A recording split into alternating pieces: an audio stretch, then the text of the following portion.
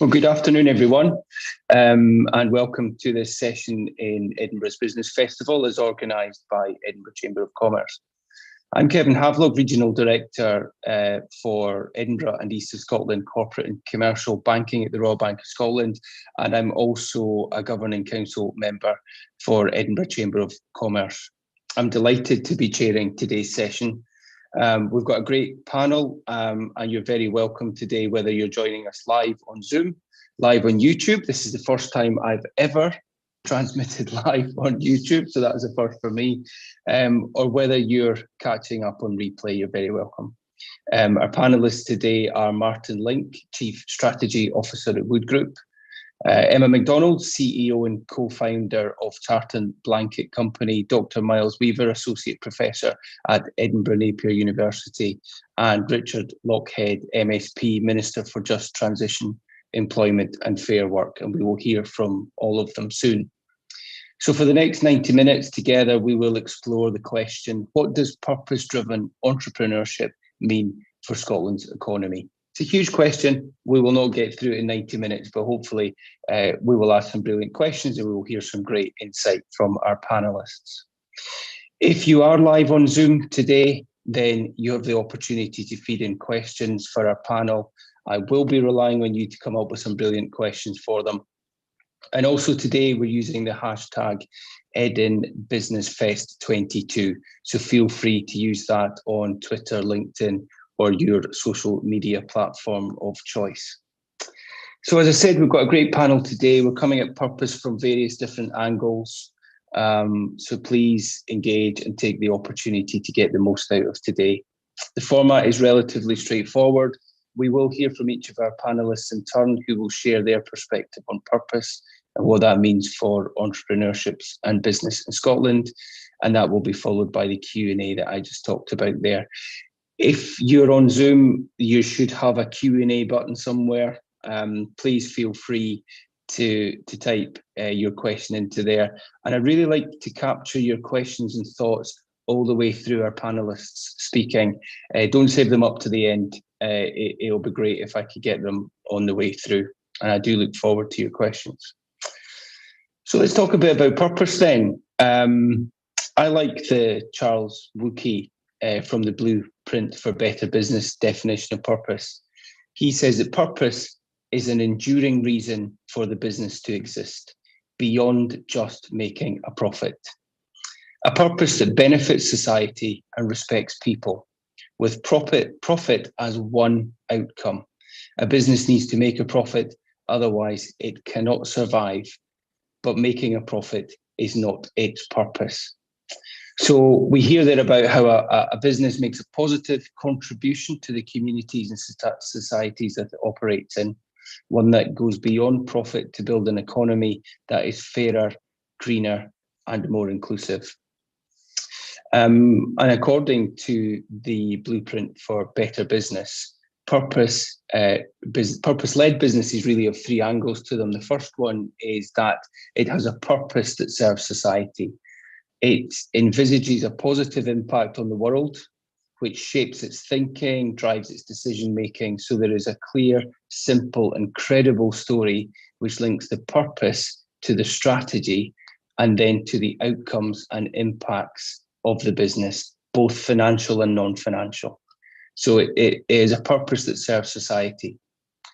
A purpose-led business has a way of thinking about people. It sees business as a set of relationships. You know, it understands that the long-term success of a business depends on the quality and sustainability of those relationships. And those relationships are with its employees, with its shareholders, its customers, suppliers, society. And it has a responsibility to act as a guardian for future generations. And the third one, a purpose-led business creates the conditions where each person is seen as someone and not as something. It respects the dignity and value of people and seeks to have a positive impact on the lives that it touches. So as I said before, I'm head of corporate and commercial banking at the Royal Bank in East of Scotland, and I have seen momentum that started before the pandemic, but certainly a stronger momentum now in businesses having conversations about purpose. And I see so many different interpretations of purpose, and actually many different staging posts on the journey towards purpose as well. And some of these customers have got purpose nailed. They're a B Corp. This is what they do, and it feeds into everything that they think about. There are other businesses actually who have a purpose already. They sort of know what it is, but they need to refine it. They need to spend a bit more time exploring it and then sharing it with all of their key stakeholders and relationships. There are some businesses who are aware of it, started to think about it, do some work, perhaps think this purpose thing is huge. I'm not really sure where to go with it next, but at least have it on their radar. And then there's a final group of customers who I think, to be perfectly honest, haven't really thought about purpose. They don't know where to start, and need support through that. And hopefully today's conversation will be a start in terms of helping them to think about that. But the one thing that is clear is that as time goes by, consumer, society, supply chain expectations will continue to increase around purpose, and it will become an increasingly important factor and an enabler of profitability. So it is certainly something that is here to stay. So thinking more specifically about the Royal Bank, we have adopted the blueprint for better business, and it guides how we do business. And our purpose was announced in February 2020, which is we champion potential, helping people, families and businesses to thrive. And that's very distinct to strategy, which is something else, which is the how. And to deliver the bank's purpose, we have 3 areas of focus, which are enterprise, learning and climate. They're the 3 main areas of focus just now. And we have a number of initiatives running in the business that support our purpose. And I simply do not have enough time to talk to you about them all. But there is one that I would just like to pull out. I think it's particularly appropriate for this session. And that's about our Entrepreneurial Accelerator. So that is a tailored business growth program provided for free. So for customers who, or businesses, I should say, because you don't necessarily need to be a customer to join that program, but for businesses who want to grow, they can apply to join. And as part of the program, they get free one-to-one business coaching. There are thought leadership events. They get free access to city centre office space where we have a hub. There is networking, there's peer-to-peer support. And we tend to support businesses who've got 1 or 2 specific aims in mind, and they could be things like raising equity, entering new markets. It could be attracting and developing new talent. It could be about leadership growth for the individuals behind the company. And so far, we've supported 30,000 entrepreneurs, and we continue to look for other businesses to join the program. And the reason that is really important, because actually it demonstrates the Royal Bank's purpose in terms of helping those people, the families that rely on those businesses, and those businesses themselves to thrive by championing the potential. But more than that, we've set aside a number of places on that program for businesses who focus on purpose. So social enterprises, B Corps, charities who want to grow. And we also have a number of spaces in each intake that we set aside for businesses focused on climate. And it's really interesting for us to meet business leaders and entrepreneurs who have joined the program to grow their business with that growth firmly rooted in purpose. And we've had a fantastic response. But as always, we would like to talk to more businesses who would like to join that. So purpose is a huge topic for us and for all of our customers. I'd like now to kick off with our first panelist to just share their thoughts on purpose. And our first panelist today is Dr. Miles Weaver, who is Associate Professor at Edinburgh Napier University in the business school there, specialising in systemic sustainability and supply chain management. So Miles, love to hear from you now. What does purpose in business mean to you? Thank you, Kevin, and thank you for allowing me to be part of this talk, although I am on the big screen. Kevin mentioned that profit is not a purpose. It's about why your business exists, and we're going to talk a little bit more about that. So I'm an associate professor at Edinburgh Napier University, And what we'll talk about hopefully a bit later on is I'm a founding trustee of Everyone's Edinburgh that has just been launched about creating meaningful cross-sector collaborations across the city. I have two goals in my life, two missions. One is to reduce the average age of trustees, but that's for another talk, and to build these meaningful relationships to attain the sustainable development goals. How can we build relationships in the city which are meaningful in order to attain these sustainable development goals? So when I think about purpose-led business, and I think about why they've become popular over the last 5 or so years, I'm minded that purpose-driven business is what Scotland does very well. We can go back to 1800s and we can learn the story of Robert Owen and New Lanarkshire, the founder of the cooperative movement. We can go a little bit further back to the Fenwick Weavers in the 1761, who were perhaps the first cooperative. We can learn a lot from the employee ownership. There are 150 employee ownership organisations in Scotland. 150 operate in Scotland, 100 are headquarters in Scotland, and perhaps the most famous of those is John Lewis. The social enterprise movement is strong and vibrant.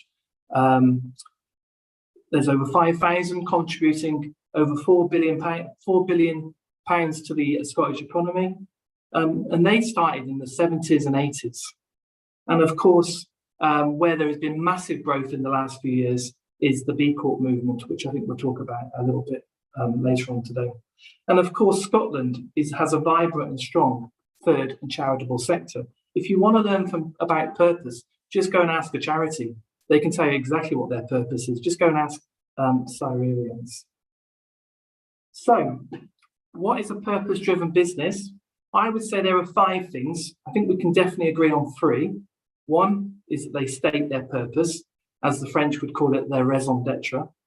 2, they would expand the duties of the directors, not just about the finances, but have a purpose beyond profit, not just look after their finances.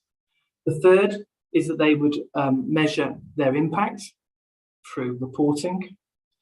And the 2 that I would also add is a commitment to placemaking. And that's what you're seeing here in Edinburgh with the Everyone's Edinburgh initiative.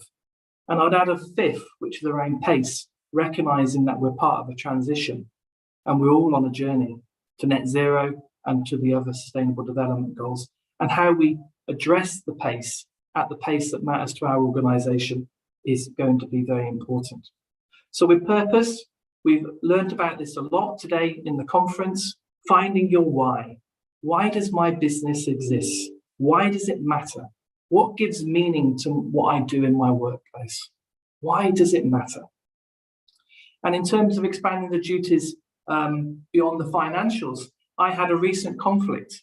Last week I went to Bristol and I said to the person booking my travel, I've got a no-fly policy. It's against my own individual values to fly within the UK. And I demanded to go on the train. And the train was £250, where the flight was £60. So there's a difference between value and values. I was taking a values judgment over a value judgment. So there are conflicts within our own mechanisms in our workplace, our systems, our policies and procedures, because the secretary wanted to book me the cheapest flight and to make sure that I wasn't spending too much time on a train. But no, if I look at the values of our organisation, the university, then it's all about net zero and all about making the right choices for not just our own individual benefit or for our financial benefit. However, the students might complain that I've spent too much money on that. So I want to differentiate between value and values. And Mark Carney has done quite a lot of work about that and written a book on that. We often get confused between the word value and values. You can see that in terms of the entrepreneurial spirit of Scotland with our Can Do network. And you can see that talks a lot about creating more value, economic value in Scotland, and the importance of scale. But there's a number of organisations, family businesses, for instance, that don't necessarily want to scale. They want to build value for themselves and to their community, and they might not necessarily scale. So we've been talking about Can Be. Scotland Can Be is an organisation that was set up about 5 years ago. What type of Scotland do we aspire to be? What can we be? We can grow our purpose-driven businesses, our cooperatives, our social enterprises, our charitable sector, and of course, our new business model, our certification, which is the B Corp movement. And I always like to ask the question, in everything that I do, any decision that I make, who may be marginalized by this decision that I've made? So if I made the choice to go on the plane over the train, who might be marginalized over that decision? And I use the word value, the planet, our environment, over economic value. If we move on to impact reporting, we've seen a great trend in this around how we report our sustainability through impact reporting. Many organizations do this now, and they're using the common language of the Sustainable Development Goals, connecting local and global goals, and reporting on the National Performance Framework and more city marks, such as the net zero ambitions of Edinburgh in our city, recognizing that we are part of a journey and transition is key, and how we do this at pace. Now, Edinburgh Napier University, we're just about to launch a free course, a free MOOC, a mass online course, Build for Purpose course, that helps you on the journey using the UN SDG Action Manager. So we're going to be helping organisations in Edinburgh for free. We've got funding for it to help them through an impact journey, through understanding how they address the Sustainable Development Goals across the baseline, looking how they work towards climate action and net zero, and working on the SDGs that matter to them. Which brings me on to my last 2 points around placemaking and the importance of placemaking. Ban Ki-moon said that global sustainability will be won or lost in cities. Now, I prefer to use place because it's where people gather. It's not just about cities. I'm a village boy, really. But place. How do we come together in places? Because we're passionate about where we live and where we work. And how do we work to build these meaningful collaborations? And that's exactly why Everyone's Edinburgh has been set up, to create the collaborations between businesses and to create that meaningful engagement between business, communities, citizens alike. So I invite you to come and join us with Everyone's Edinburgh. It is supposed to be for everyone. Now, in terms of the transition and the pace that we're going at, I'm a little bit disappointed. I'd like it to go a little bit faster, of course. But when I look to my students and I look at the entrepreneur students I have in my class this morning doing our purpose-driven business module, they don't talk about profit, making loads of money. They talk about what they want to bring about, the difference, how they want to bring difference and make a difference. They don't talk about money and making profit. That comes afterwards, doesn't it? After we found what our purpose actually is. So our game changers get it. And I'm looking forward in a few years' time to getting the Gretas and the others who were marching down the Royal Mile and to Arthur's Seat, and they were demanding systems change, not climate change. So hopefully as a university, we're looking at the future of work. Any ideas that you have? What are the future jobs in 5 years' time, in 10 years' time? What would those jobs be? What degrees do we need to offer as universities for those jobs of the future? I think that's what we need to do. But I look to our young people and I'm really, really, really excited. I can't wait to see their contribution and how we can bring that to the fore. So thank you, Kevin. Thank you, Miles. That was really helpful. I really loved your example of the trip to Bristol, actually, and how that brought out values versus value. There's a lot of V's in there. And thanks for touching on the USDGs, the UN SDGs, because that's just a huge topic, actually. So lots to get stuck into there. So, Miles, thank you for that. Hopefully that's triggered lots of questions for people. I would now like to introduce Martin Link, who is the Chief Strategy Officer at Wood Group.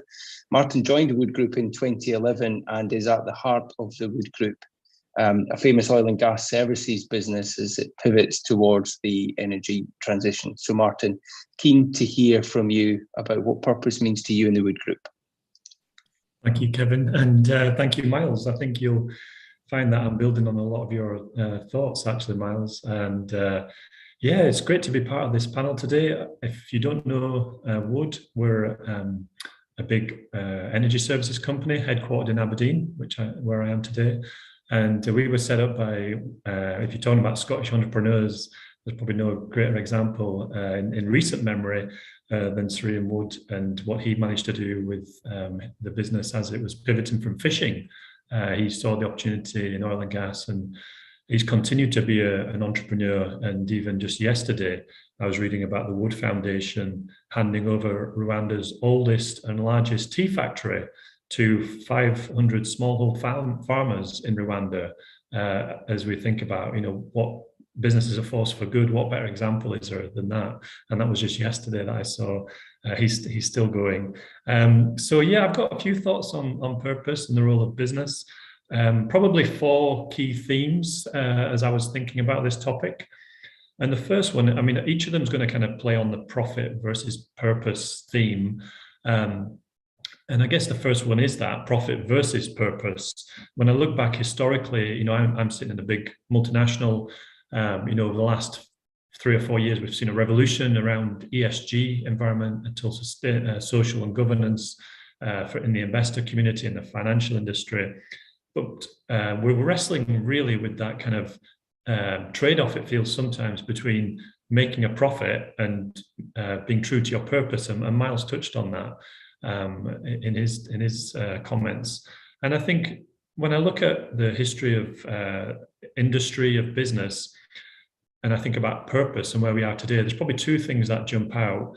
These might be a little bit controversial, I don't know, but as we want to be values-based, we want to be part of values-based leadership companies. And I think if we're looking for a values-based leadership, that's not something that can be taught. I think that comes from who you are. And you can only develop a values-led organization if you yourself are values-led. And we create who we are in business. So I think there's a real interesting dynamic where businesses are trying to respond to the whole rise of values. And as you said in your introductory comments, Kevin, some of the companies are really wrestling what does that mean for us, because they've not been, it's not part of their DNA.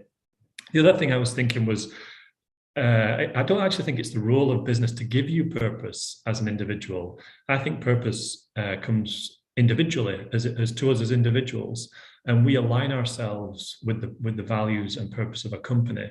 As the company figures out where it's going and what it wants to do, I don't think we should be looking to companies to give us that. I think we bring that as individuals, and the companies either align with our DNA or not.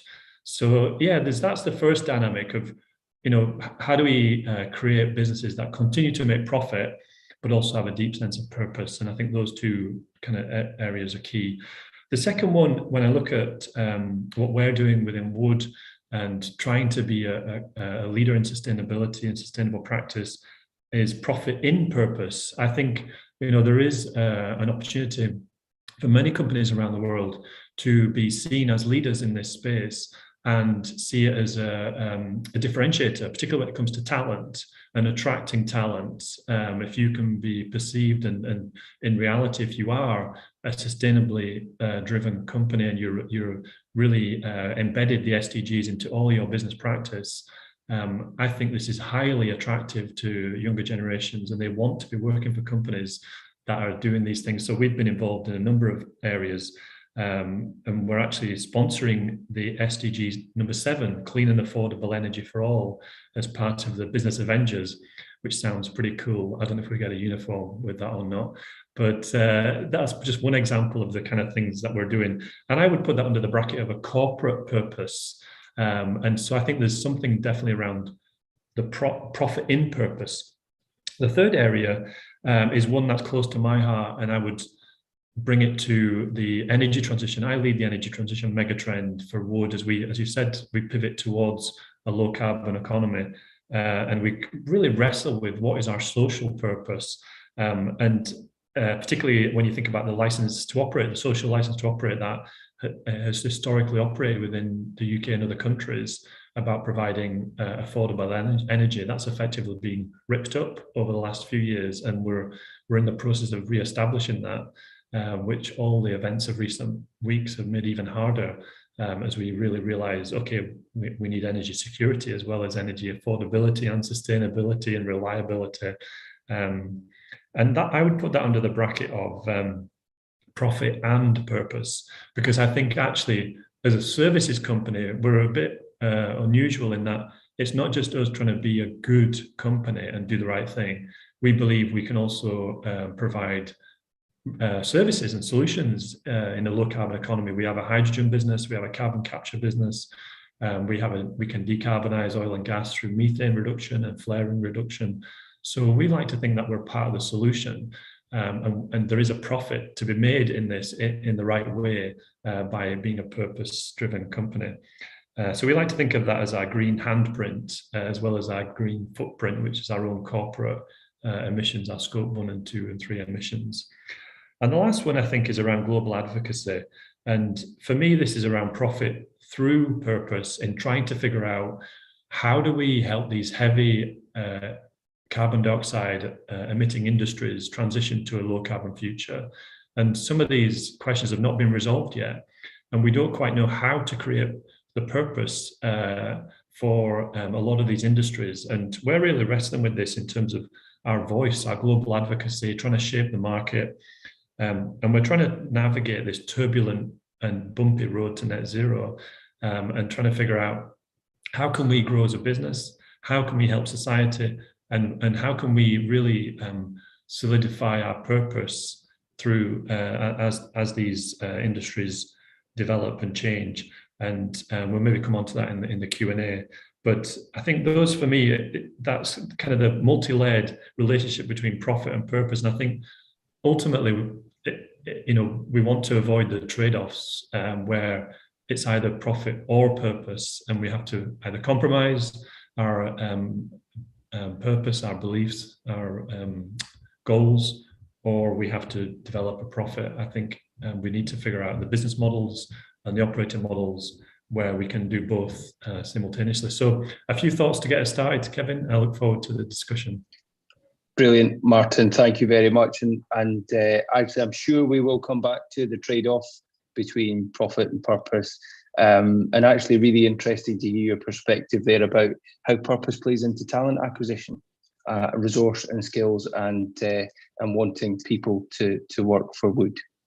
Great, Martin, thank you very much. And I'd like to introduce Emma McDonald, who is CEO and co-founder of the Tartan Blanket Company. She is a champion of sustainability in her business and has created a business that does not minimize people over profit. Emma, we'd be delighted to hear from you and your view of purpose. Hi, thanks for having me. It's great to be part of this and hear all different perspectives on this. I think as a company, we've always been founded on having a purpose. So we've been going now for about 8 years, and the purpose of the Tartan Blanket Co. is to have a positive impact and inspire moments of warmth. With that, we launched our Positive Impact Pledge about 2.5 years ago now, which means that we donate 1% of all revenue to charity supporting people and 1% to charity supporting the planet. I think this allows us, our positive impact, to scale with us, which means that as we grow, so does our positive impact. Alongside this, we focus on sustainability through every part of the journey of the product, from how it's woven, the materials that are used. So we use recycled textiles, so all the landfill products, we break that down and reweave that into our sustainable wool blankets, and we work with community farms in Mongolia and partnerships in the way that we manufacture out there. So it's really about thinking about every single stage, and then how the goods are packaged, how they're shipped out, every aspect, and we've also applied for B Corp status last year, so that's just pending certification. But yeah, so we were really founded from the very start on how we could be a purpose-driven business, and a lot of that came from my background. So I worked in buying and merchandising for fast fashion for a number of years and saw sort of the underside of how that all happens, and the negative impact on both the planet, the people, how the supply chains operate. And so I think when we launched our business, it was really important, and I realized that my purpose was to create a business that was focused on people, planet, and profit. And so I think, again, that trade-off, I think it's really important to differentiate the facts that you don't have to be a not-for-profit company to have a positive impact and be focused on people and planet. And I think the future of companies are ones that focus on all. So we have been profitable every single year. And actually, when we launched our Positive Impact Pledge and donated 2% of all revenue to charities, that was our most profitable year to date. which I think just highlights the fact that it is not a trade-off. It's actually something that drives more customer interest, and more people are willing to spend more money with you. They're more willing to come back and shop with you because they understand that where their money's going and what that means. So that's been really positive for us. We're really transparent with our customers and with our team, which again is such a growing trend in the market, that customers want that transparency. And we're really focused on not just being negative, like not just not having a negative impact, but actually having a positive impact. And all of our team are really focused on that purpose. And we've really done a lot as well. In the last year, like Martin sort of touched on, about what are our team's purposes. So what are their individual purposes, and what gets them up in the morning, what do they see their future looking like, and making sure that that aligns with our purpose, so that we have those shared values and we have that shared vision of where we're taking the company and what kind of impact that we're going to have. And as a result, we've actually attracted some amazing talent into the business. And even though the market has been tough for a lot of people, we've actually found a huge amount of talent in the last couple of years as we've grown, which has been like incredible. But I think that is that people are looking for that purpose, because especially with all the changes that we've had in the last couple of years, people have been a little bit more driven by that purpose and not being focused, not wanting to work in an industry that might be harming the planet, and also taking the customer on that purpose journey with us. I think that I think sometimes you have to really focus on your purpose. Like it's been mentioned before, we've had to turn down opportunities, and we've had to not look at cost cutting because it does not align with our purpose. And I think a lot of the time businesses can do initiatives which are sometimes more marketing focused than they are on actually what are they changing about their company's purpose. If their company is overall having a negative impact, then doing small positive impact initiatives is not actually becoming a purpose-driven company. And so I think it is really important about that transparency and staying true to those values. So saying no, even if those opportunities sound great but don't align to your purpose, because that's how brands will really not have the loyalty with their customers and with their teams. So that's been so important to us about how we've continued to grow and how we focused on the direction for our growth. And sometimes it's really hard to get sustainable options in the market. And when we started 8 years ago, it was a real challenge to find sustainable materials and ways of working. It's a lot easier now because it's obviously gained in popularity, but I do think that there's a long way to go in terms of how we make that easier in the market to get access to sustainable materials affordably and offer sustainable products to customers affordably. I think potentially there's an element that the government could play in taxing some materials that are not sustainable, such as polyester, which is very unsustainable in its manufacturing using crude oil, and then in its use because it doesn't biodegrade. If that was taxed, then I think that companies would be able to actually, like we as entrepreneurs and things, would come up with creative ways of finding more sustainable products, and the supply chains would have the pressure to come up with more sustainable options, and then the customer wouldn't be choosing between a cheap non-sustainable product and an expensive sustainable one. And actually we would have a level playing field where sustainability wouldn't be a cost choice, it would just be the options in the market. And so I think there is a long way to go on that, but I definitely think in terms of consumer-led demand, it is towards sustainability and that purpose-driven mindset of businesses, but I think we could get there faster if there was a bit more regulation in place. So thank you. Yeah, lovely to Emma, brilliant, thank you very much. That was really interesting, and I just love the fact it was a reaction to fast fashion. And you know, having been to a dinner recently with Miles, we were there talking about the Just Economic Transition Forum that's been set up in Edinburgh. And when you hear some of the detail around about fast fashion, the impact it has on the environment and the use of resources, it is actually quite terrifying. And again, from you, one or two themes being pulled out about how purpose and profit go hand in hand. I loved what you were saying about transparency and a tool for attracting talent as well. So could I ask you then, Emma, if you were looking to set up a business today that had purpose and you were resetting your business so you could take all the lessons you've had from the last 8 years, what is the advice that you would give to yourself? Yeah, it's been a bit of a learning curve and a learning journey.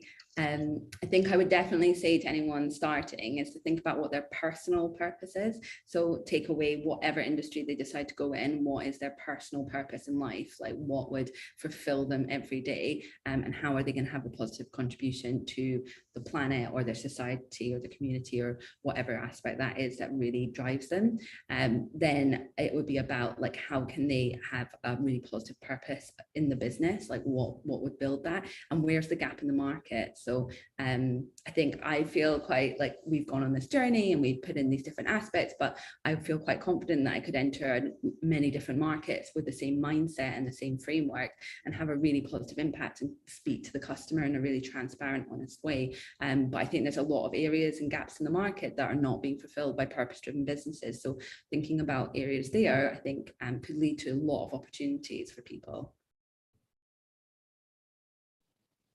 Thanks, Emma. That's really helpful. There's a question on the feed, Emma, while you are on the mic. Have you found any obstacles or had any difficult choices to make in order to stick to your purpose and values? And you did talk about turning away opportunities, so really keen to hear more about those difficult choices. Yeah, definitely in the last few years, we've expanded quite a lot in terms of both direct retail and our wholesale. So when we partner up with wholesale partners, we like to think that they align with our purpose, and that they're able to, and their purpose reflects that and the direction that they're going in. So there has been opportunities for us to work with partners, quite large partners, but we didn't feel that their purpose was strong enough. And like I've talked about, there's a lot of what people are calling greenwashing at the moment, which is marketing messages around that. So potentially utilizing brands like ourselves that are focused on purpose to help elevate their messaging, but not necessarily changing the core values and purpose of the business. So that has been very important to us.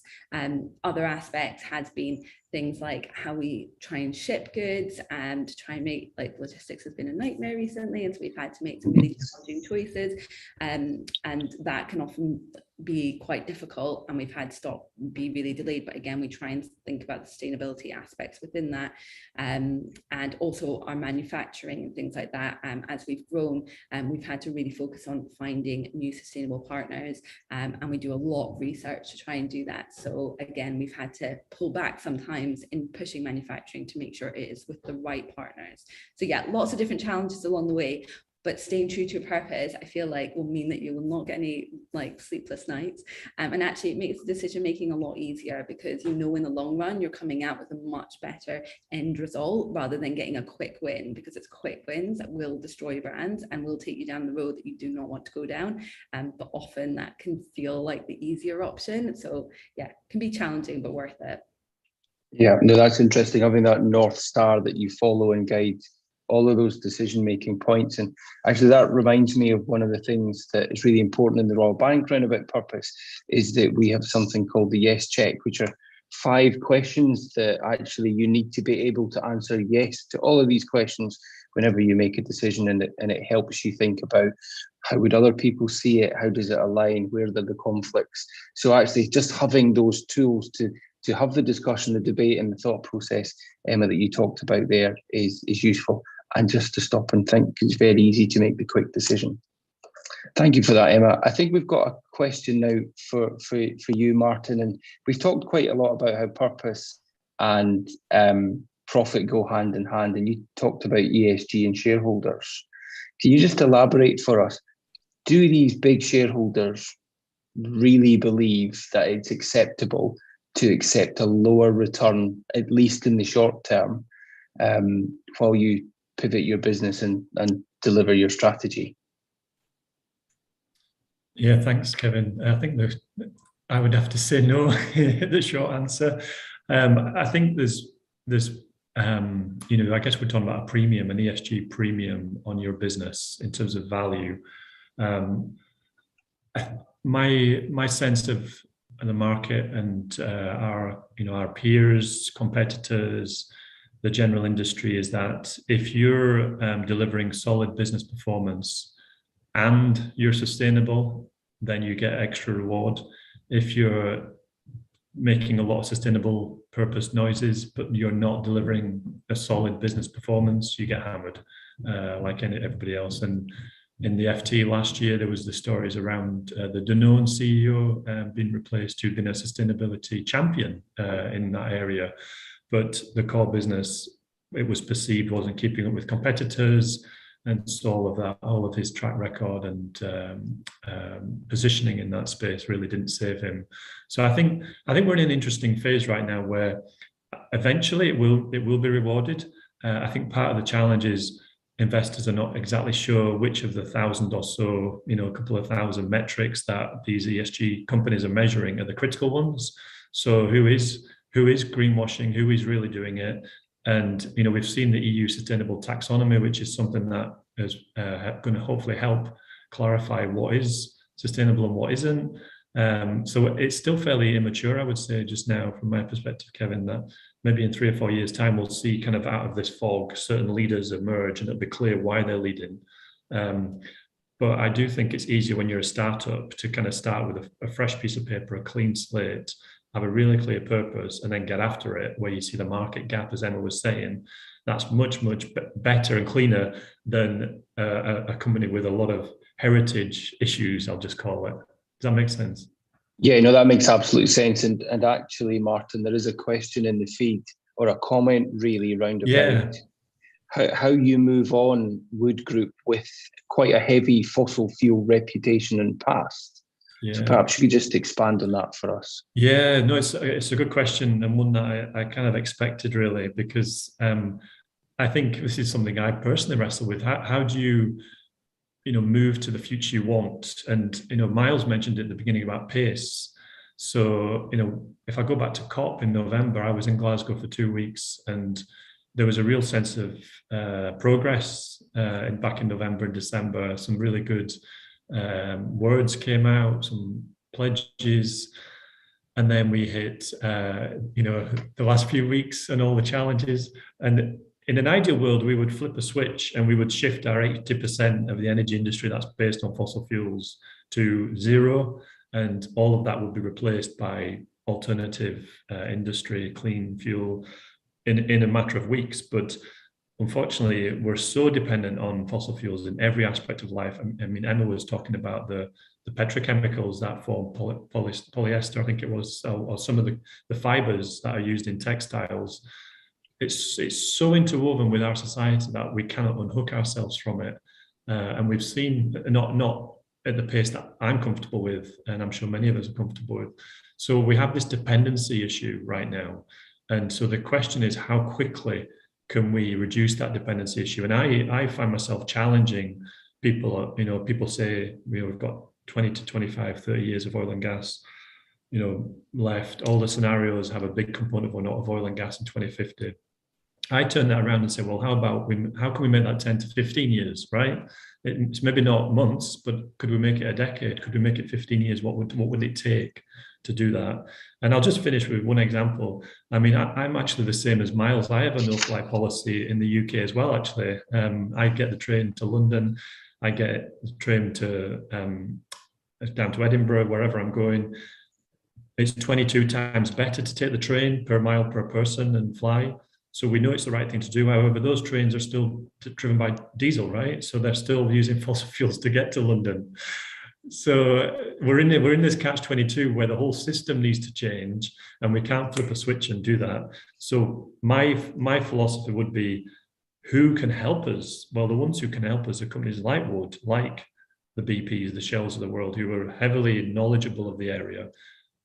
Let's be patient, because it's going to take time with them as they seek to do the right things. But it's, I do think this is a tension definitely between profit and purpose that we're trying to work out as an industry. Martin, thank you for that. Question for you then, Miles. So thinking practically, and I'm thinking about your supply chain, your systemic change, what sorts of things would be at the top of your list for an SME that wants to become more purpose-driven? What does it practically look like? What's different? That's a good question, looking at it from an SME perspective. So we're using tools such as UN SDG Action Manager and the BIA tool. So Emma mentioned that they have the aspiration of being a B Corp. You can use those tools as a blueprint. But again, it's a transition. We have to think about pace. I want all these things to be done tomorrow, but we have to go at the pace that works for society, for the government, for other businesses, for everybody. But you can use something like the UN SDG Action Manager to see the type of business I want to create in 3 and 5 years' time. And so we talked a little bit about some of these, what we call black swans. So we mentioned investments and pensions and things like that. If you want to be more sustainable, the big areas, the black swan of the future, if Ukraine and COVID and Brexit is not enough for you, will be when we change our pensions and move them away from oil and gas and tobacco, like the Lothian. The minister's not here at the moment, but the Lothian pension fund is still wedded into that old economic model. But the future has to be around hydrogen and all these other wonderful things, and also around a commitment to place. So, the big revolutionary thing to think about is the governing document. This sounds really, really boring now.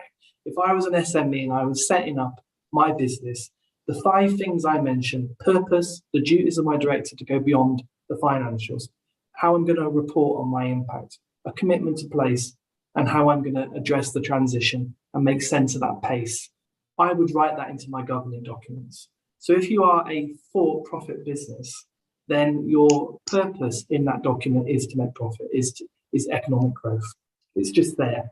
But if you're a charity, your purpose is more of a wider impact. Now, Companies House have started to do some work asking companies to register their governing documents to go beyond that traditional purpose statement of economic wealth type stuff, the stuff that we teach in a business school, to the wider impact you're going to make. So it starts with the governing document, the business that I want to create. And so I'd ask everybody to open up your governing document, whether you're an SME or you're the Wood Group, and look at that document and see what it says. So 2 examples there. We've got P&O on the news tonight and yesterday. If they had a commitment to place in their governing document, they wouldn't have done what they've done, would they? And if we look at, I haven't watched it yet, but last night there was a Dispatches or Panorama program on Cadbury's. Now, I spent 20 years in Birmingham, and I would always argue that Cadbury's is a great example of sustainability, but not when Kraft bought it, and not when Mendoza took over. And if their governing documents talked about their purpose in the eyes of their founder, the Cadbury family, it would take 75% of the shareholders to vote in or change that governing document.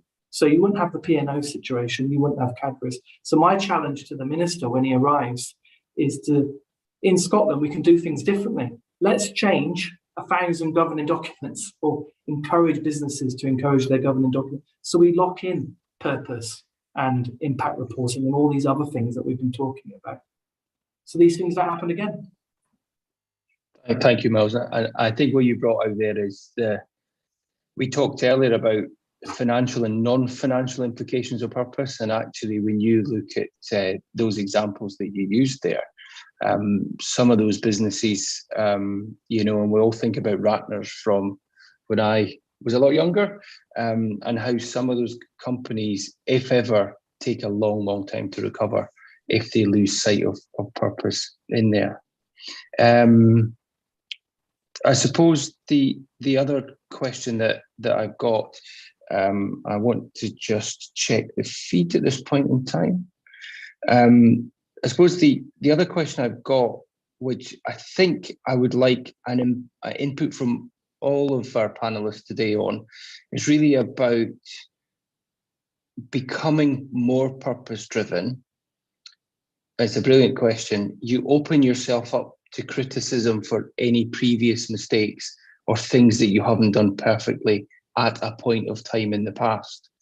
And Miles, interested in your view as to how do businesses manage that conflict, and how do you portray that externally? So a number of ways that we've already spoken about, but how you report on your impact is really, really important. So if you look at Aberdeen Standards report, it's a fantastic example of a good report. Royal Bank of Scotland's another good example too. If you look at Aberdeen Standard, they really you open it up and it talks about their commitment to the locality, the cities and the nation, as well as global goals such as sustainable development goals. And they report on that. They have a strong commitment there to the SDGs and also our local goals. And reporting is important. It's not about the genuine purpose of why we exist, but reporting is important because I'm reminded when I was my first ever trustee of a students' union, and a particular financial organisation offered to buy us a minibus, and another financial organisation found out about it and they bought us free. So that's the importance of company reporting our impact. You read it and you want to better it. So it does create a competitive standard that we want to beat. And I remember that from the minibus about 20 years ago. I won't mention who those organisations were. But you see that in the company reports. And as Emma mentioned earlier, she's seeking to be a B Corp. So in B Corps, there are 200 points available and you've got to get over 80. And that provides a certification of how sustainable your business is. And if you wish, you can make the results transparent and put it on the website. Now, you can see some organisation, I won't mention what the organisation is, that got 85 5 years ago and got 81.5 last year. So they slipped, but at least we can see that. That's transparent and we can work to improve that. And you can see the Patagonias of this world who score over 150. But 150 is still 50 short of 200. So there's still room to go. So impact reporting is very, very important. Measuring impact and building that into the work that you do through using the BIA tool and UN SDG Impact Manager is really, really important.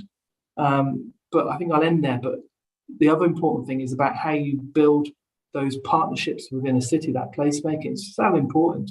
And that's all about good conversations and facilitating good conversations.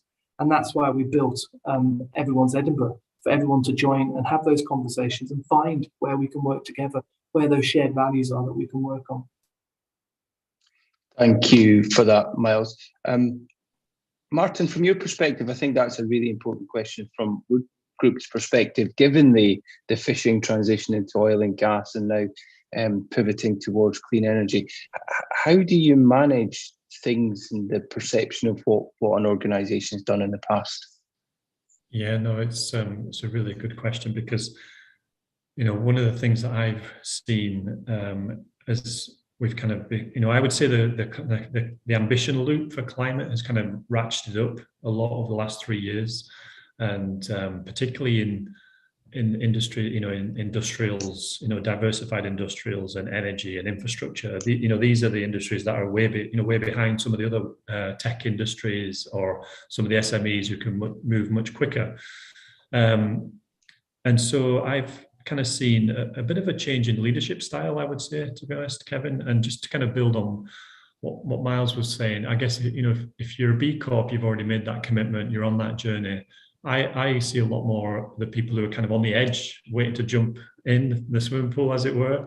And they're kind of, thinking, do we jump? Do we not? What do we say? What commitments do we make? Can we achieve net zero? Can we not? Is it 2030? Is it 2050?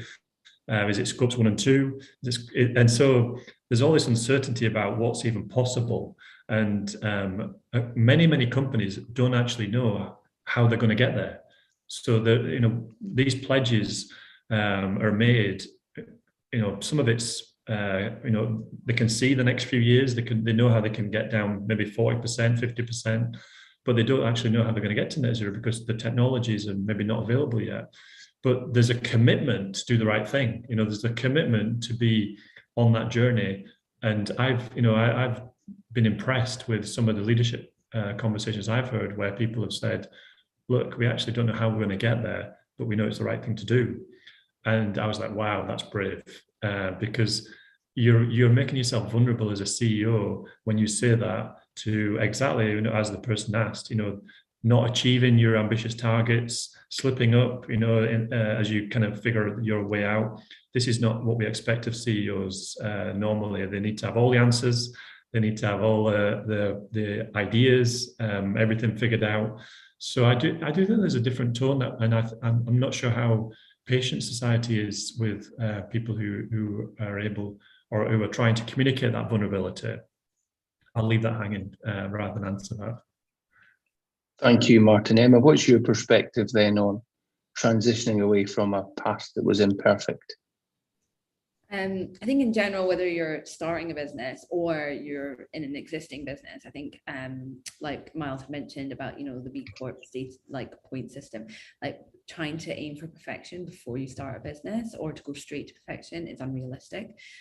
So it is about like what is core to your purpose and how can you achieve those things and then build on the other aspects as you get further down the line. Certainly when we were smaller, we didn't have as much control over our supply chain or different aspects because we didn't have that investment to make those stipulations or have that relationship. So that's grown over time, but our commitment and our purpose behind that and who we started off with, we knew could go on the journey with us.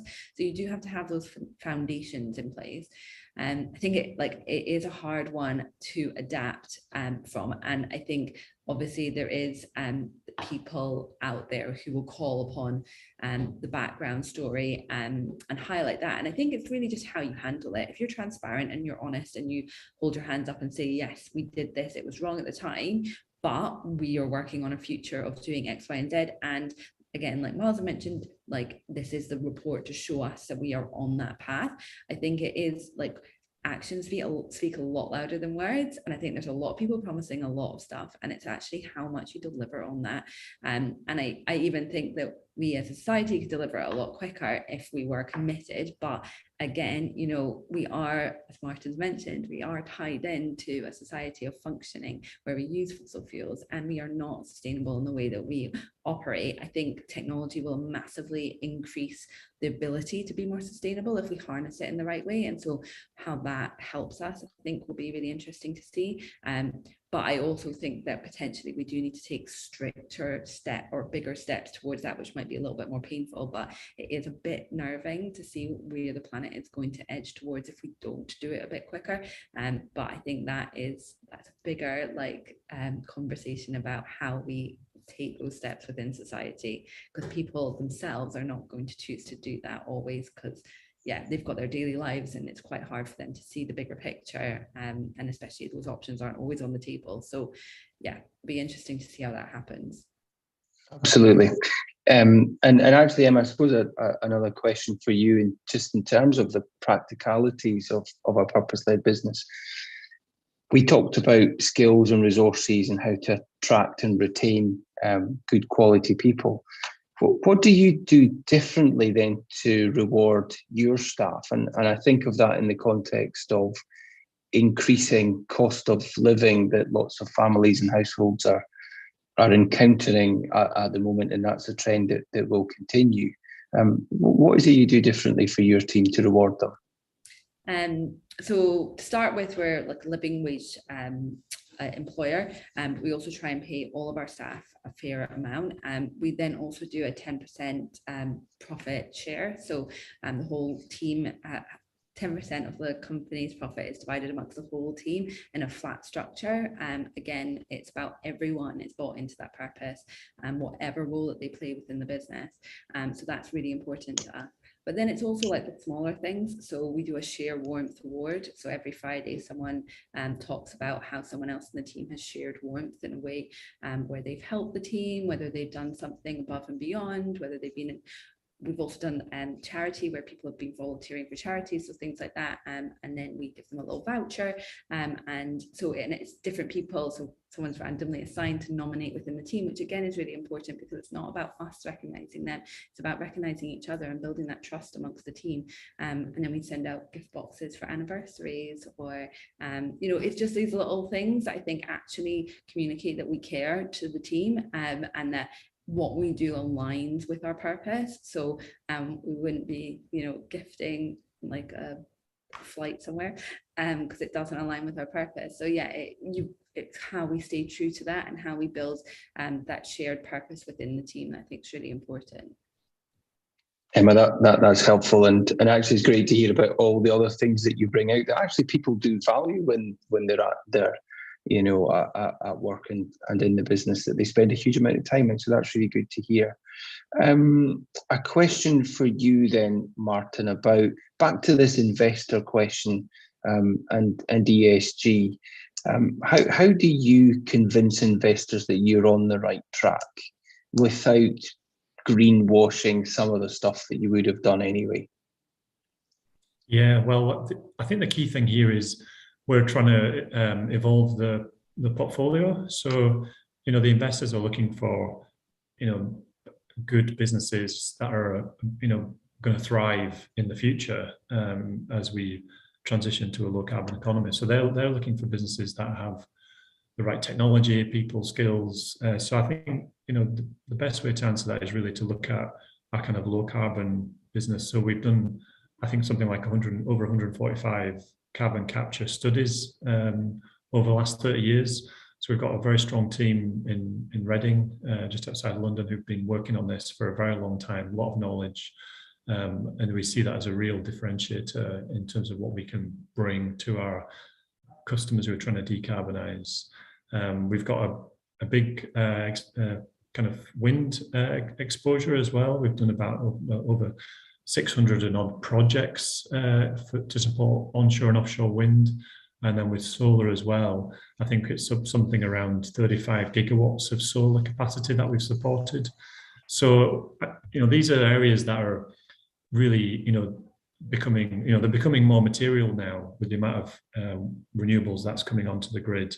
So I think what investors want to see is that over the next, 5 to 10 years, your kind of portfolio is going to shift from 80% X to, and 20% Y to maybe, 50-50, and then, 80%, 20% the other way around. And how do you kind of transition through your business, remembering that we're $6 billion in revenue, $6 billion. So that's not, that's hundreds and thousands of contracts. So that's not a quick journey. But I think they want to see that trajectory.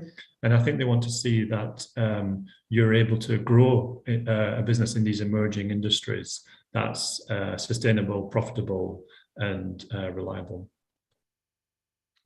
Thank you, Martin. Miles, what's your view on greenwashing? Do you ever see that go on? What do you think of it?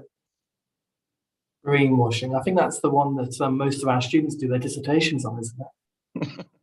Yeah, of course there's lots of greenwashing, but it's all about authenticity, isn't it? And what I'm enjoying about this conversation is Martin and Emma, and yourself, Kevin, are talking about how genuine you are in the businesses you want to work in.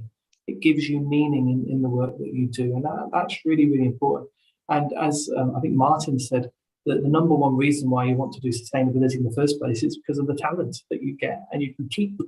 It's really important. It's what the students are saying here, that they want to go and work for a company that does good. I don't know if they want to work for P&O at the moment, but they most certainly want to work for the organisations around this table. So I have a lot of hope in that.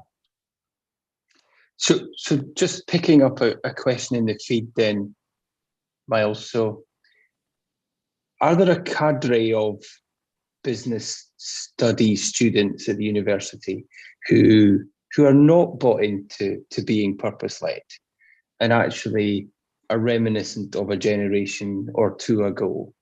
And if there are, how do you convince them that purpose is the track to go down? Well, I'd like to reframe that question if I can, Kevin, and say that business schools are the opportunity because we're part of the problem at the moment.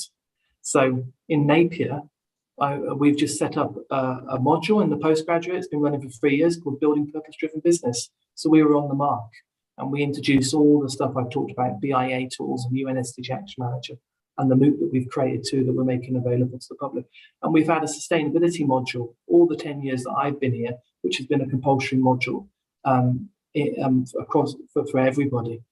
Now, the students complain often and say, why do I do that in the final year and not do it through out my studies? And we're trying to embed that. We're working so hard to embed it in. But as we talk about the traditional economic models that we've been talking about and the future that we want to have, and how that we have to move to that transition, so does education. I mentioned earlier that we have to create, what are the jobs of the future and what degrees do we need to offer? We need to offer them now and skill up now. But you will be a business school student, and Kevin, I know you've done an MBA and you'd have learned about Michael Porter's views on capitalism. Absolutely. About value chain analysis, and at the core of value chain analysis is economic wealth creation that we mentioned earlier. Well, we're saying something a little bit different here, aren't we?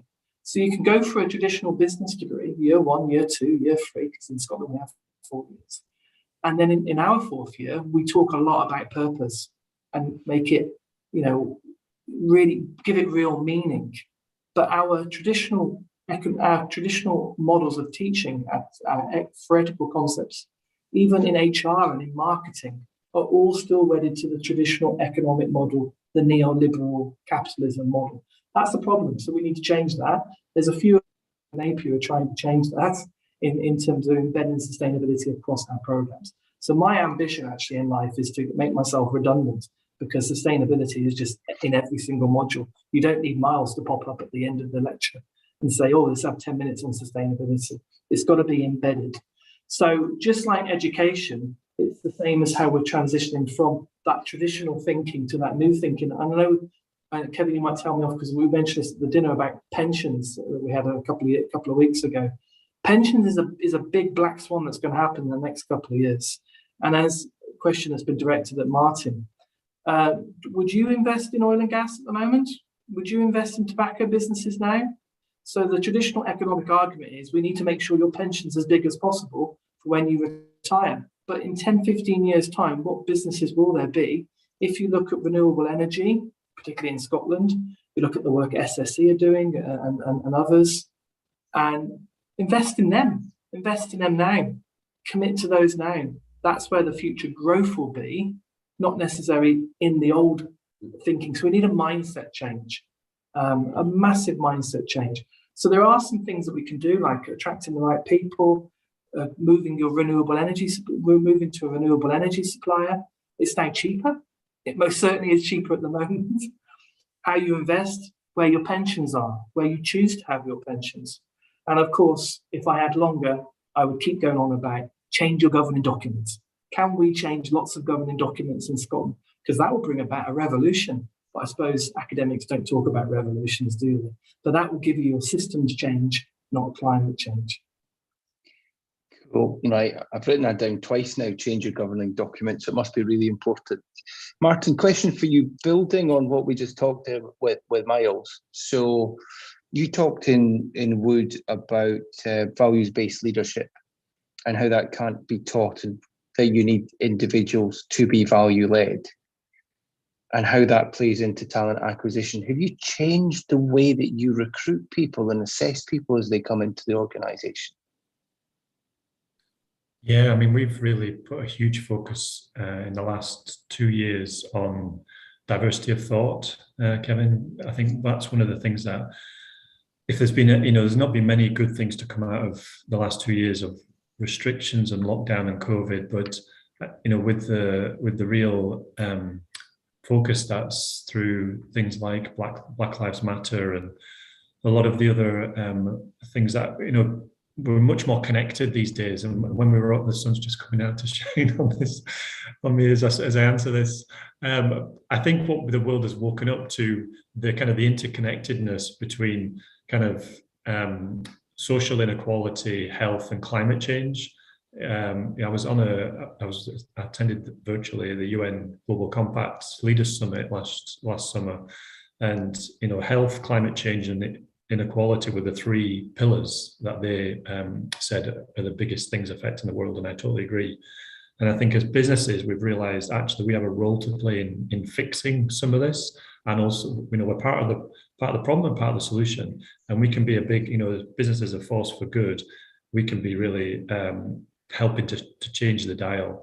So yeah, without going into a lot of detail, I would highlight just one thing that we've done. We've created a REN network, Wood Race Ethnicity Network, and we actually got awards, I think it was last week or the week before, for the work that we've done in our internal kind of intercompany network. And a lot of this, as you know, goes on LinkedIn and people see that. So I think this is both helping with the talent attraction, but also in assessment. And we've got functional targets within the function that I'm in, to try and make sure that we've got as broad a pipeline as possible when we're interviewing people. And it's always the best person for the job, but you want to make sure you're not you're not missing any potential diverse candidates.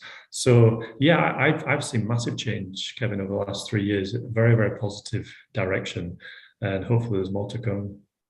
Indeed, and it will gather it will maintain its momentum and grow from there, wouldn't it? Good. Listen, thank you for the questions that you've given me there. I'm delighted now to welcome Richard Lockhead, MSP, who was detained in the chamber. So we've had to be a wee bit dynamic with the agenda, move things around. But Richard, you're very welcome.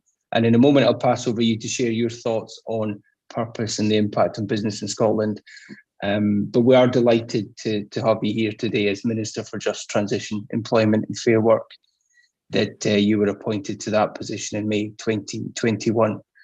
We've had a really wide-ranging discussion, Minister, to be honest. We've covered lots of topics. What we would really love to hear from you is the view from government. What does purpose mean for business in Scotland, and how we pull some of those threads together? So delighted that you've joined us. Over to you.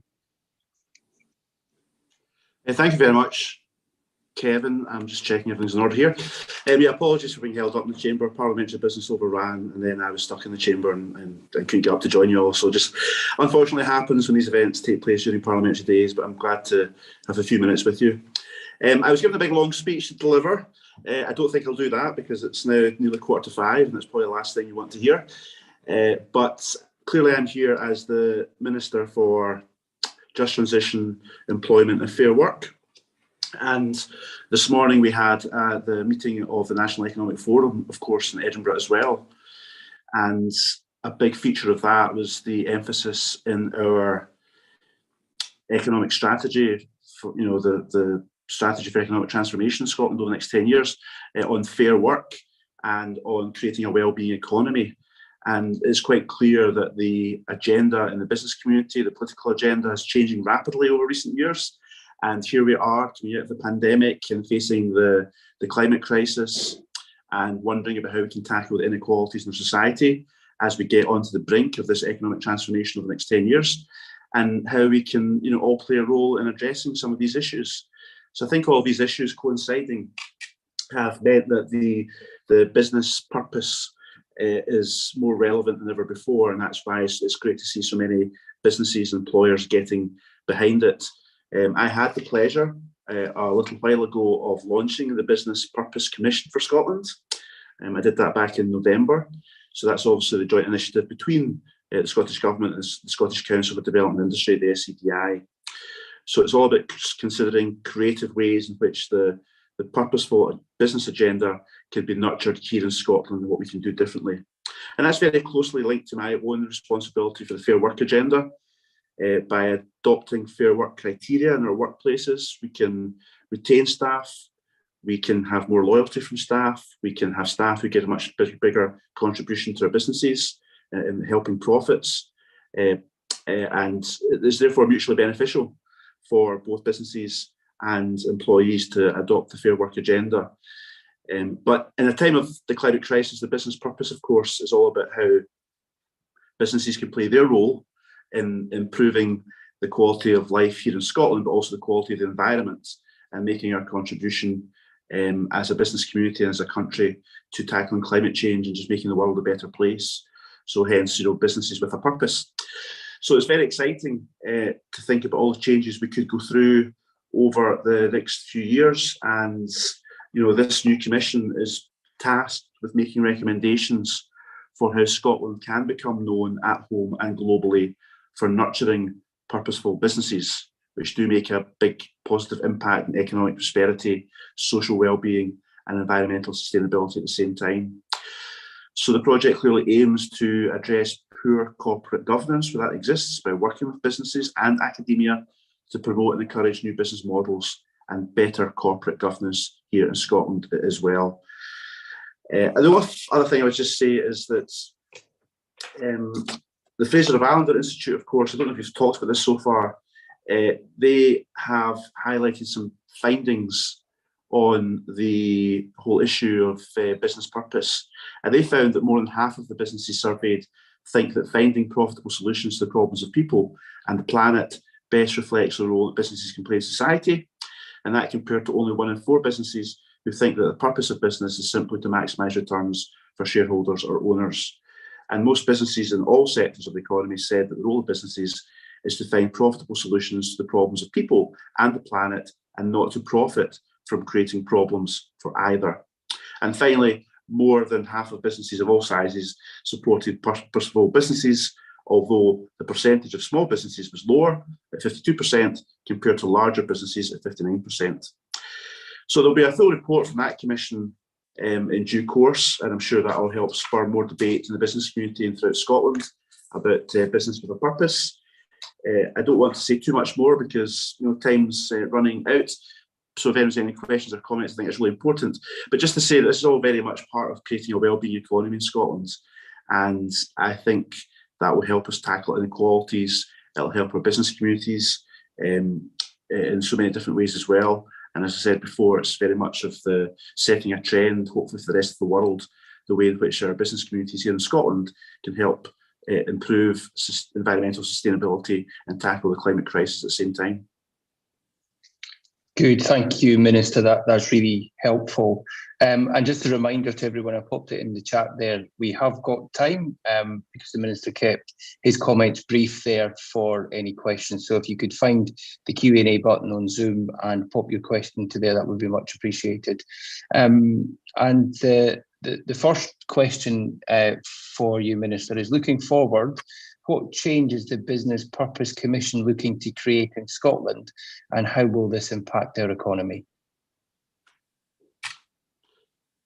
I think, well, really it's up to the business, it's up to the Commission and what the recommendations they make in due course of what they think is the best way forward. But I think, to answer the question, that raising awareness and encouraging every business in Scotland to think about its own purpose is clearly a big good outcome that could come out of them having a commission and its report in due course to raise awareness of the issues we're speaking about just now, and the commission wants to see addressed. So I think that awareness raising and trying to encourage every business in Scotland to think about its purpose and its governance and what role it can play in helping Scotland as a country, and indeed the UK and Europe and the world, achieve the outcomes we all want to see for society and for the world. So every business can play some kind of role in that debate. So I hope that's what comes out of the Commission's work. And no doubt, Miles, you would ask them to change governing documents. We got that message loud and clear. Next question for you, Minister, is so what do you see as the next big opportunity for purpose-driven, and what does the future hold for Scotland's economy? Well, I think this issue is very closely related to our journey towards net zero. And clearly, as I mentioned earlier, the 10-year strategy for economic transformation, which was discussed at the National Economic Forum today, that met for the first time, has that at its heart. There are massive, massive business commercial opportunities from our journey to net zero if we get this right. But at the same time, we can also fix some of the problems of the past and tackle inequalities. So that's obviously very closely related to my role as the Minister for Just Transition. So as we go through the economic transformation, it's a window of opportunity to fix some things in society, tackle inequalities, that through the Fair Work agenda, through making a contribution towards tackling climate change. So that's a big business opportunity, but also it's a role for businesses to play to look at their purpose and to play a role in Scotland's global leadership for tackling climate change. So, it's mutually beneficial, and also by grasping those economic and commercial opportunities, business at the same time can make a contribution to getting to net zero. So that's all wrapped up in the business purpose. Oh, you're entirely right. And actually, when we met a few weeks ago now, we talked about how we can reframe the debate so that climate change and a just transition can be seen as an opportunity for business and not a threat. And I think we've probably all still got a wee bit of work to do just in terms of exploring those issues. One of the next questions on the feed, Minister, is how can SMEs engage with government on these issues? Well, it's a good question, and we've got to work closely with all our partners, all the public agencies, Scottish Enterprise, and in the case of Edinburgh and others, to take forward this agenda. I mean, obviously, once we get the recommendations from the Commission, that will hopefully give us some pointers about how SMEs and others can engage more in this agenda. So that's one of the purposes of having a Commission in the first place. But I think SMEs, it's all about awareness again. I know that people are busy in their businesses and running their businesses, but your point about some of the big agendas out there being opportunities and not threats is really important. So we have to work with our SMEs, also let them know about the opportunities out there and the fact that it's beneficial for the SMEs to get engaged with this debate and look at the commercial and economic opportunities, as well as looking at what their contribution is to the challenges facing our country. So I think we have to make sure we're all singing from the same song sheet in terms of our enterprise agencies, governments, trade associations, business associations, and get the message across to SMEs have got a big role to play. Yeah, no, that's really helpful. I think it's a big task in front of us. Thank you for that, Minister. So I think there is a fantastic question in for us to finish for all of our panelists. So I will come round each one of you one at a time. So the question is, do you have a gold star business or an inspirational business that you look up to for purpose? Are there leaders or case studies or examples that you would recommend that we read? Miles, I'd like to come to you first on that one. Well, the answer to that is Patagonia. If you wear their clothes, they score 152 in the B Corp BIA assessment. So only 48 short of 200, but they are our leading B Corp. So B Corp is not one of the only models. I talked earlier about social enterprise, employee ownership, different business models there might be. But Patagonia is the one that our students get really excited about. But I was thinking, I want to say thank you to the Minister, because I'm going to use the Scottish Government as an example, because it's Scotland and Canada that's been leading the way on this. And if you read, and I have, the documents from the government, such as the economic strategy, it talks about a well-being economy. It talks about a just and fair transition. If we look at Edinburgh Council and you read their documentation on net zero, it talks about the same things. But the majority of resources are in business. 75% of the resources are within business, and most of them are in big businesses. So it's now for businesses now to change maybe those government documents, but most certainly to commit to the things that we talked about a little bit earlier on. And that's why I hope will come from the Business Purpose Commission. Thank you for that, Miles. Emma, who's your gold star inspirational business or leader? I think Miles took that away from me, but yeah, I'm a massive Patagonia fan, and Beyond Chouinard, like his book and talks that he's given are really inspirational about finding your purpose. So if you're looking to go down that route, that can be really great. And Simon Sinek obviously does a lot about finding your why, but he's not got a business. But all the B Corp lists out there are all very inspirational about how they've started and grown. So yeah, there's a lot of inspiration out there. So just about finding them. Find them and bring them to our local places. Martin, who's your gold star going to? This is a really nice question. I immediately was reminded of my 2 weeks in Glasgow during COP. I got to hear Al Gore speak and John Kerry speak of the same week in the flesh, which was an unbelievable experience.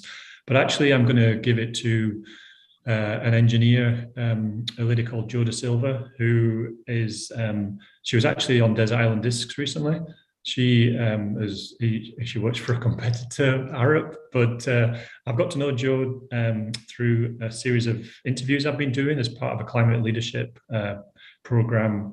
7 climate leaders being interviewed and speaking to each other. I got to know Jo through that, and hearing her story of how she started as an engineer and then got involved in disaster relief overseas, saw the impact of her engineering skills on the ground in basically refugee camps, and how she's used that to her design and engineering to make refugee camps more efficient, which leads to less pollution. And I think, I would encourage people to find that Des Island Disc podcast, listen to it, And I hope that when I'm at her stage in her career, I can tell a similar story. Good. Sounds very inspirational. I will dig out that on BBC Sounds. And Minister, who does your gold star go to for businesses that follow purpose? Well, I'm tempted to say Edinburgh Napier because obviously Miles was so complimentary with the Scottish Government. I feel obliged to repay the favour. But then you're looking at the biography of Emma's business as well, and I'm sure there's lots of other candidates out there. Well, I'm very lucky as Minister. I visit businesses all the time, and I'm blown away by what's happening out there in Scotland at the moment.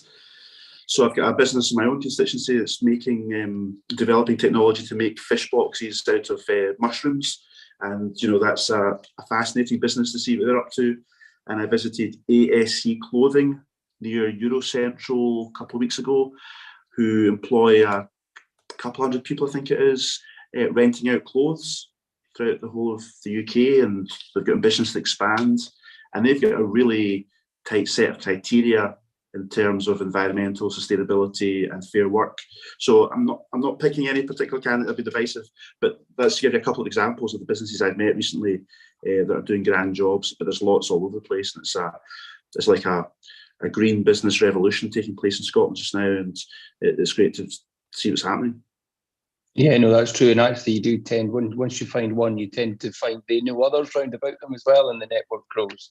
So I think they're all fantastic candidates. And Sarah, that's a brilliant final question for us. So we've been here for 90 minutes talking about purpose. We have covered some really big topics: ESG, UN SDGs. We've talked about talent, leadership, value versus values. We've talked about how that looks internationally, how it looks locally as well. I've taken loads of notes, and we all recognise that actually so many businesses are at different places on the journey. And hopefully today, everyone that's joined has taken something away. I've certainly really appreciated being able to have that conversation and to think a bit more deeply about the issues. And I'd like to thank all of our panellists today, Martin, Miles, Emma, and the Minister as well, for all joining us. Thank you very much for that.